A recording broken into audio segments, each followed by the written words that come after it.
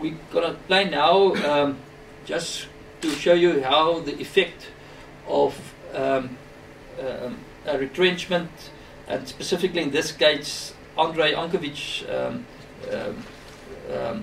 the effect of the restructuring in Cell C that at the end of the day led to his death, and how that affected a close friend of him, Johan Marx. I will play you now a short clip, that a radio clip that was played on 702. Let's go to Johan in Woodman High. Hello, Rudy. Okay. What's happening? What's happening? André was my friend. For many, many years I spent time with his widow and his two sons up to 3 o'clock this morning. And we are arranging a funeral for... Sorry.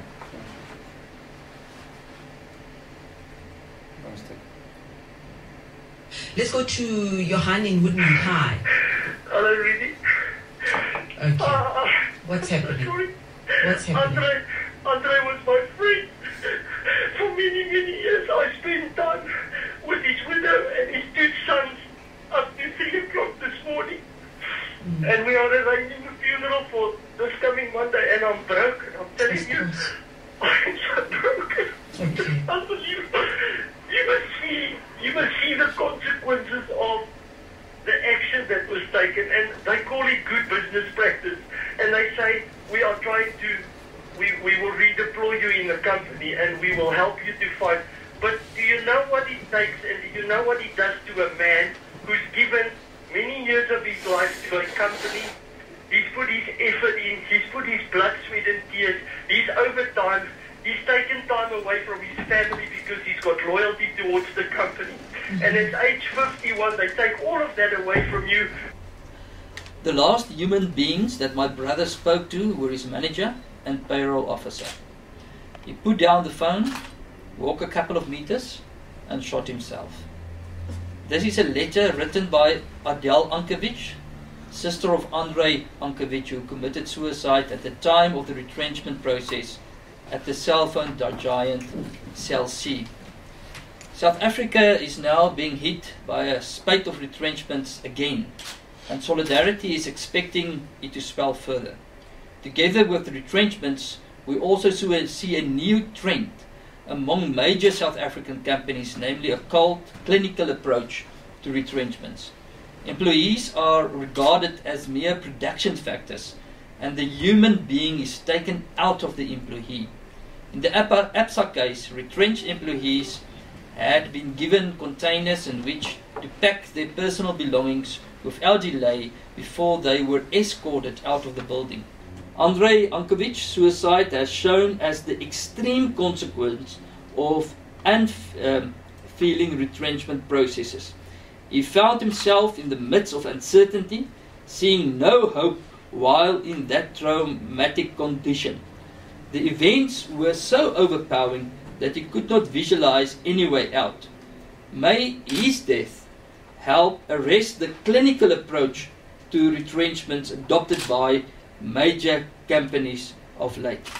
If any good is to come from André's tragic death, it should be as a contribution to restoring the human element in the production factor.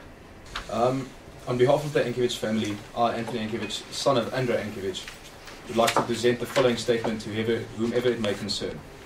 My father, André Ankiewicz, is what many people would term an inspirational figure. To put into words what we, as his family, are going through at the moment, is to say at the very least extraordinarily difficult. To lose someone so close and so loved and so devoted to his family on all levels is absolutely incomprehensible. It leaves a void that can never be filled. Who will we ask for advice? Who will be the bedrock that this family depends on in difficult times? Who will be our handyman? Who will be the one to educate us on the important issues of life? How will we, as a close-knit family, one day explain to his grandchildren what happened to their grandfather? This family is broken. My dad devoted a big part of his life to fighting the battles that no one else could fight. His life's mission was to make a difference in the world. He always taught us what it meant to be, above all, a family man, a devoted husband, and more importantly, a great human being. His relationship with my mother was always based on honesty, trust, respect, and love. They were going to celebrate the 30th wedding anniversary in December 2012. Most of our closest friends envied my mom and their dad, their marital relationship, and love for one another. His relationship with his 2 sons was one of such high respect and love that both myself and my brother loved, looked up to, and cherished my father. To try and dispute that he cared about and loved his family would be nonsensical. He never struggled with any health issues, and he looked after himself as he always took pride in his appearance and physical well-being. The respect he earned just by being himself was phenomenal. He always taught us, his sons, to respect people, to ask the difficult questions, and to listen intently for the right answers. My dad always had other people, excuse me. My dad always had other people's plights, struggles, and needs on his mind, and would always try and help out where he could. How much does it take to break a man with such strong values, code of ethics, family bond, drive for life, and passion for detail and perfection, down to the point where he can't see any other way forward but to end his own life prematurely? What has to happen at one's place of employment, which is actually supposed to provide you with challenges, job satisfaction, knowledge, experience, and a certain level of lifestyle to make you give up on life, family, and one's friends? These questions need to be asked and the answers need to be found, even if it's only for the sanity and closure of us as a family that now has to carry on without our breadwinner, our father, our husband, and friend. The immense pressure from around January this year that he was under at his workplace all the time did have an obvious adverse effect on him. Over the past few months, he did something out of the ordinary for a man of his character and nature. He regularly spoke about the stress that he experienced at work and the frustration he felt in his efforts, something which he never before discussed with his family, colleagues, or friends. His last words to his wife on that terrible day, at around 6 minutes to 11, were, "My gesiggie pop, los my dat ek met die stress deal." With regards to the possible retrenchment and communication, he asked us on Friday night, why would anyone send this type of message out on a Friday afternoon, just before the weekend, and on payday? How demotivated can you make people just before the weekend? What transpired on Monday and Tuesday of the following week remains a mystery to most of us, and those who know and can tell us won't, for whatever reasons they might have. The answers to the above questions might help shed some light on the tragedy that followed. The manner in which the possible retrenchment was communicated to the employees of Cell C was highly upsetting for my father. Many yet to be answered questions remain unanswered for now, but will eventually have to be dealt with in due course. We as a family need those questions answered if we have any hope to find some sort of solace that might help to explain this tragedy. This distraught family sincerely hopes that my father's employers would show the respect and the human dignity expected to assist us with the answers to our many questions, which is essential to our healing process. We sincerely hope that Cell C's management structure has the wisdom to attend to our plea, our sorrow, and our future with urgency, transparency, and the courage expected of a company of their standing.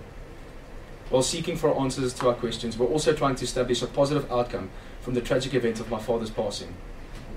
One of his favorite pastimes was to ponder over social issues, over social fairness, responsibility, openness, and people's character.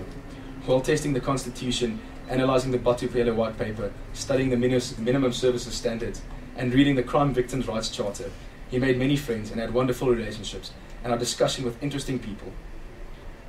In the light of these facts, we support and encourage our fellow South Africans and institutions like Solidarity, and others that understand the importance of this subject, to investigate and change, if need be, the business practice called retrenchment and all its parameters. We as a family are now trying to live through the things my father pondered about. Excuse me, I just want to get the other. We now understand what it feels like to lose someone that meant everything to us. We can tell of the devastating effects, even just the threat or possibility of potential retrenchment or retrenchment can have on a 50-year-old man who was actually supposed to be an asset to his employers in terms of experience and wisdom, and was supposed to be preparing himself for the retirement he's been working for all of his adult life. But in the end, he stood to lose everything he worked for and provided for his family. May we find the wisdom and courage ourselves to change the hearts of people, thereby honoring my father for the man he was. My father was a man loved by every single one of his family members and friends. We will miss him dearly and will always cherish his memory. Thank you very much for the opportunity to allow us to express ourselves. What I would like to say here is that we are going to support Solidarity and this family and every victim of retrenchments, because that's what they are. They are victims. To change this whole setup, which allows senior management to abuse not only their employees but their own positions.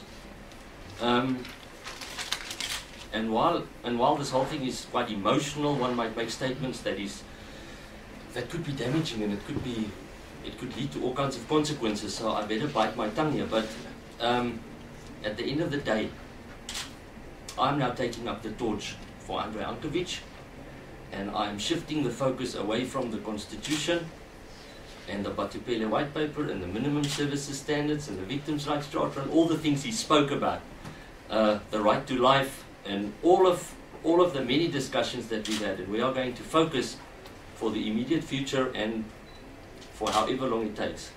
We are going to focus on this, I can almost call it a scourge, called retrenchment. My brother was not a depressed person, and he didn't show a history of depression. I never once remember him ever speaking about suicide. It was not in his vocabulary and was never an option. For it to become a solution was enormously shocking. For it to be the thing that he turned to shocked us tremendously.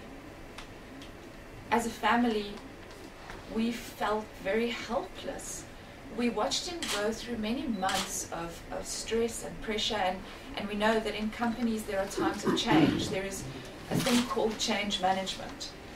And in that time period, aside from retrenchments, everybody is going through very difficult times because suddenly they have to meet different objectives for the company. And there is no support provided.